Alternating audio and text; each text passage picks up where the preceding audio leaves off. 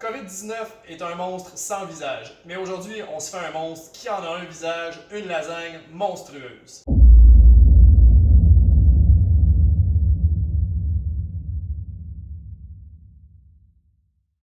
Bonjour les Midistopiens, aujourd'hui on fait une recette qui comblera les plus gros appétits, ou ben des petits appétits. Pour commencer notre lasagne, on va faire le tour de nos ingrédients.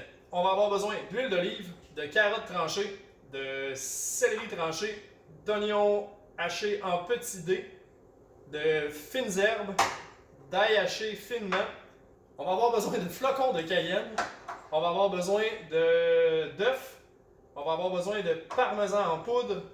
Fromage râpé mozzarella. On va avoir besoin de porc haché ou de bœuf haché ou de veau haché ou de peu importe la viande hachée que vous avez, du dindon du Québec. On va avoir besoin de tranches de pepperoni. On va avoir besoin d'un paquet de ricotta et d'une sauce standard du marché. On vous montre à utiliser la sauce régulière du marché que vous avez probablement déjà dans votre garde-manger et on en fait une super sauce boostée à l'os. Avec ça, on a besoin aussi, dans nos légumes, d'une courge spaghetti. On commence par la courge spaghetti. La courge spaghetti coupée en deux. On vide l'intérieur. On utilise une pellicule plastique qu'on vient fermer comme il faut autour. 12 minutes au micro-ondes à puissance maximale. Après 12 minutes au micro-ondes, vous prenez une fourchette, vous grattez votre pulpe de courge spaghetti. Si vous voyez qu'elle se détache facilement, vous continuez. Si vous voyez qu'elle se détache difficilement, on peut la retourner un 4-5 minutes. Dépendamment de la grosseur de votre courge, le temps sera à ajuster. Ici, on a déjà gratté notre courge. On a récupéré tous les filaments spaghettilleux, d'où courge spaghetti. On en a une livre. Pour notre sauce, on ouvre notre sauce du marché. Peu importe la marque, on n'a pas de commandite. Et puis on s'en garde 3 cuillères à soupe dans un petit bol à part et on va utiliser tout le reste plus tard. À la maison, on prépare nos légumes. On veut, pour les carottes et les céleris, des tranches fines. Donc on coupe nos carottes en 2 ou en 4 sur le sens de la longueur, dépendamment de leur grandeur. Et les céleris, on les coupe en 2. Ensuite, on prépare nos tranches fines qu'on va se garder dans un petit bol à part. Donc, si vous aimez les gros morceaux, vous pouvez y aller avec des gros morceaux, mais les tranches fines vont permettre une meilleure répartition puis plus de morceaux un peu partout sur nos étages de lasagne.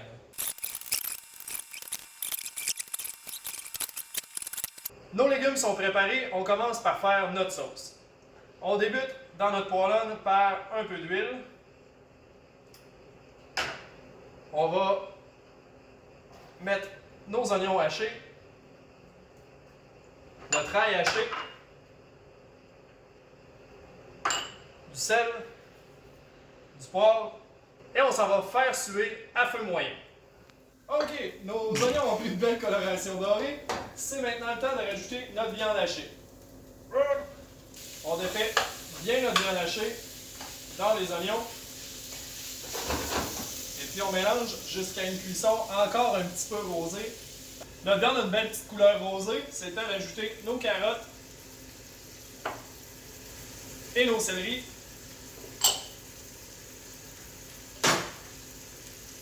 Et de mélanger encore un peu.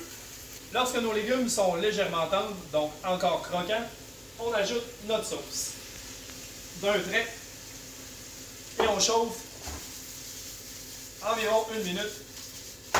Après environ 1 minute de cuisson, c'est le temps de rajouter notre courge spaghetti qu'on va bien incorporer au reste de la sauce. Quand notre courge spaghetti est bien intégrée et que le tout est chaud, c'est le temps de goûter et d'ajuster nos assaisonnements. On rajoute un peu de sel, un peu de poivre, et si notre mélange a bu beaucoup de liquide, on rajoute de l'eau selon les besoins. Pour les gens qui aiment ça plus épicé, on peut rajouter des flocons de cayenne en bonne quantité.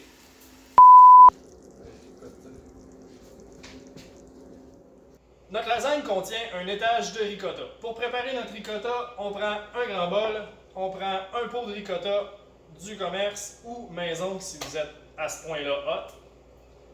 On prend 2 petits bols, on se prend 2 œufs. Dans un bol, on casse un premier œuf. Dans l'autre bol, on casse un deuxième œuf. On enlève un jaune d'œuf, on le met là. On se ramasse avec un bol, avec un œuf et un jaune d'œuf. On dépose notre œuf et notre jaune d'œuf dans le ricotta. On fait quelques tours de moulin de poivre. Par quelques, je veux dire beaucoup. Et on ajoute nos fines herbes. On en met quand même pas mal. Environ 3 cuillères à soupe. Au moment où vous dites « c'est beaucoup », c'est ça. À l'aide d'un fouet, on mélange le tout vigoureusement jusqu'à temps que tout soit bien homogène. Et puis on a un mélange de ricotta. Ce 3 cuillères à soupe-là, on prend notre beau bol. Donc, on utilise, au fond, on met notre sauce standard. On étale bien au fond, ça va empêcher notre première couche de pâte de coller.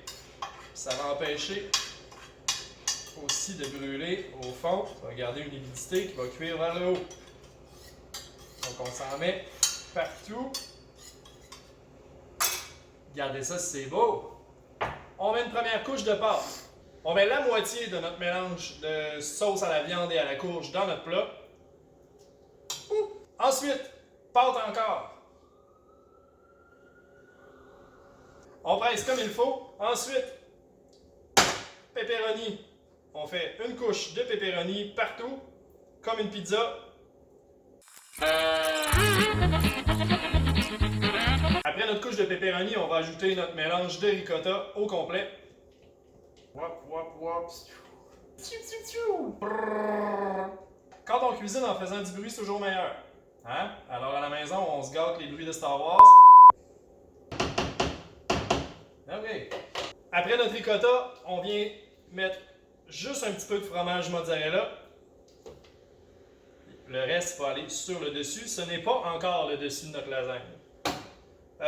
Pepperoni.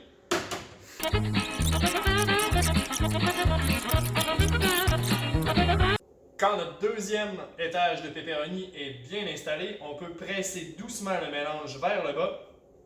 On se débarrasse de ce qui nous reste ici. On met une autre couche de pâte. Couche de pâte. La deuxième portion de sauce. Je pense que je devrais plus vous montrer de quoi ça a l'air comme ça. On étend partout. Doucement, hein, parce que là, ça commence à dépasser. On ne veut pas faire des dégâts à cette étape-là. Ça serait dommage. On s'en va en placer dans tous les coins pour ne pas faire de jaloux.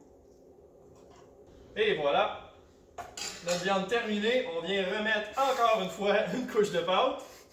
Parce qu'il y a beaucoup de pâte dans une lasagne, surtout dans une lasagne monstrueuse. On termine par notre mozzarella.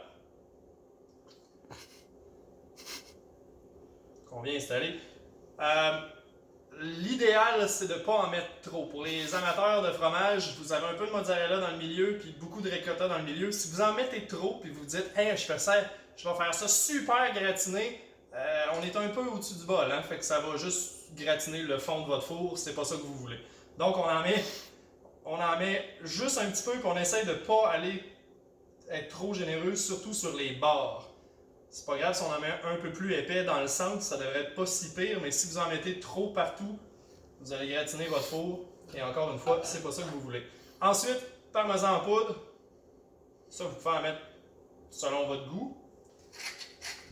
Un peu de poivre.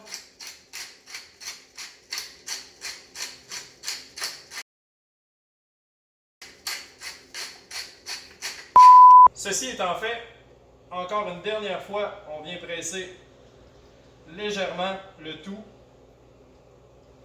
On place le tout au four à 350 durant une demi-heure recouvert d'un papier d'aluminium.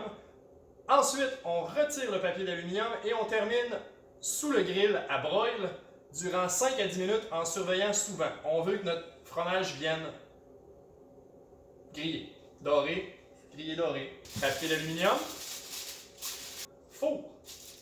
Notre lasagne est sortie du four, un peu moins dorée que chez vous parce que sur notre four de restaurant, on n'a pas de broil. Mais bref, imaginez-vous de la dorure en masse.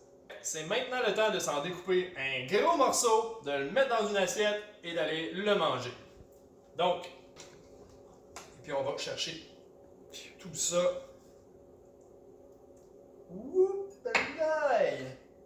Alors ça, chers amis, c'est notre lasagne monstre.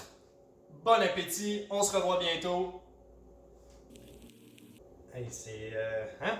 La télé captivante, t'as une chance que ça va être accéléré, ce bout-là, parce que... On l'espère. Ouais, parce que si notre éditrice, elle sait pas comment le faire, ben...